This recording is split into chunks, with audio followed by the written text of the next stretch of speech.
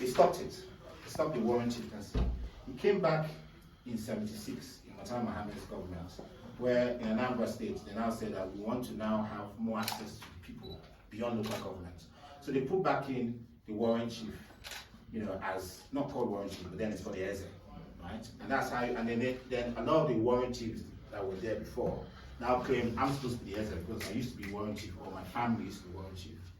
So the chiefs or the kings you see now, they really come from the warring chiefs, apart from a few, Newi, Onisha, Obusi, a few other places. But at the same time, those were borrowed, albeit they're Asian. We are a democratic and republican society, right? Now, I know that everyone says, well, yeah, America will go around telling the whole world, be democratic, force everyone to be democratic. I'm talking about representative democracy, where you have one guy that represents a million people in the House of Parliament and is making noise.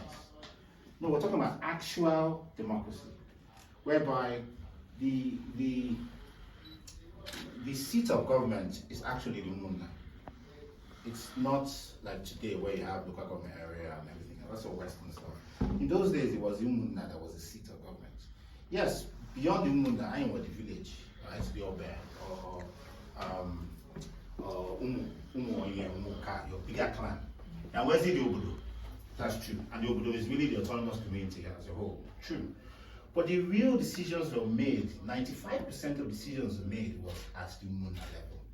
And at the Munda, all the elders would sit down, get together, and wear the dioba, and then they will all make a decision. Right? Yes, there was the also titled men that can influence. They're not in charge. They were more like barristers, helping with solving problems and what have you. But at the end of the day, all make a decision. And as long as it's spiritually correct, that's when you now have the SNY or the Eze or the Kalafia, the DBS and what have you, that will say, don't do this, so it's not a good idea. Chekwa, Ifeme, blah, blah, blah. As long as that's intact, they all make a decision together.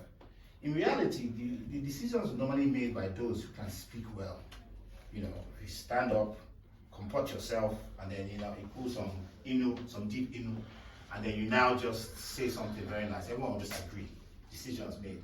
But in reality, everybody came to make that decision. That's not the case anywhere in the world, really. Even in Greece, that they said it was democratic, it really wasn't. What they will have is that you have the whole nation, and they will all now say, let's get together and talk. But it was still a form of representative democracy, not actual democracy. Like everyone in this room has to agree before we go ahead, as it was in those days. That's unique in society. And it was kept on like that until obviously we had the British that came and introduced a new system.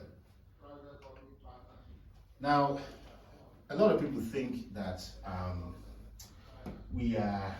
that sometimes Igbo men can be sexist, the way they treat Igbo women. Maybe that's so, maybe that's not, I don't know. But I can tell you that before the Victorians came, who were very sexist by the way, so when the Victorians came, they know where the woman is and where the man is, right? And they came and tried to introduce that. It wasn't the same in Igbo land. We were completely egalitarian when it comes to gender. We all are equal. However, everyone has their roles, which are very different, right? And we never saw the difference as one more than the other. It was just a case of we're different, right? But the power was more or less equal. Yes, a man will be in his house, he run his house, and he's okay, he has his wives, for example. But if the man messes up, the mother will come and deal with everything, and they will break your house, and they sit on the man. They have that thing about sitting on the man or breaking your house. And things fall apart. When he killed Ikemefuna, it was the Umuada that came to burn the house, right? So there's power. The power is equal, but different. And that's very important. And it comes to titles as well. Some people think that this whole women taking titles is a new thing. No. The Eon title in places like Onisha, Nogosi, and the Odu, and the Ekwe title, they are old titles far back as I can never remember that are exclusive for women, right? And so the Eon, for example, is the equivalent to the Oslo title. It's not the Oslo title. A woman cannot take the Oslo title, like a man cannot take the Eon title. That's the point. They are completely different, but they're completely equal in their own right for themselves. And then there's the argument as well that when a man takes more than one wife, Therefore, that makes him like that's gender inequality. After all, he has a number of wives. But in reality, the Igbo people were problem solvers. They were scientific in nature. So the issue about population, you cannot have a woman that there was no such thing as a woman that didn't have a husband. And when you look at the population scenario, it can only work if one man marries more than one woman in many cases, right? For it to be balanced. Not like now we have many spinsters or what have you going around. Then it was like, how do we do this? So that was the reason why men will marry more than women, and not how the Victorians saw it when they came. They said, hang on, you have more than one wife, that means you're dominating. That means you're sexist. That wasn't the reason at all. It was completely different. But that whole issue about gender came in from Victorian times, and then it was more or less sometimes adopted by a number of people. Another classic example of this is when a man dies, and this is obviously in Leviticus as well. When a man dies, the wife is then given to the brother. I mean, and that is an Igbo tradition in the ancient times at least. And then the brother will now look after the family as they grow up. The sexism comes in where the man now feels that he has to take the wife and take all the brother's possessions and use for himself, as you see in these Nollywood films, for example. So now you have traditions that were designed for certain things, but then becomes, because of other traditions coming in, skewed and used for different things.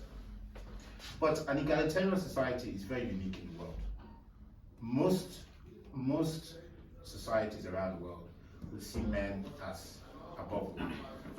And that was never the Igbo culture. And it shouldn't be the Igbo culture. And we should remove any form of Victorian, British, sexism nonsense out of it, and then recognize that we are equal but different. And that goes for women as well. We should recognize that we're equal but different. And we should understand what the difference is. The differences are.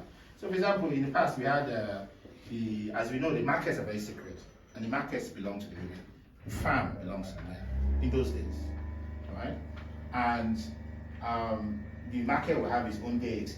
Sometimes have a big Icamday, community Icamday in the marketplace, like or what have you. And the queen of the market was the most sacred person in the market, and the market was real power.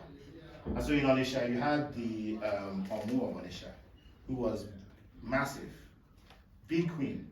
And when the British arrived and saw her and said, it can't be right, they frustrated everyone else in Onisha, and in the end, she didn't become the queen, and they never had another Omu of Onisha again till today, right? But then you still have Omu Anyoma today. She's very famous, everyone has seen her speeches or what have you, and she's doing very well, and people respect her.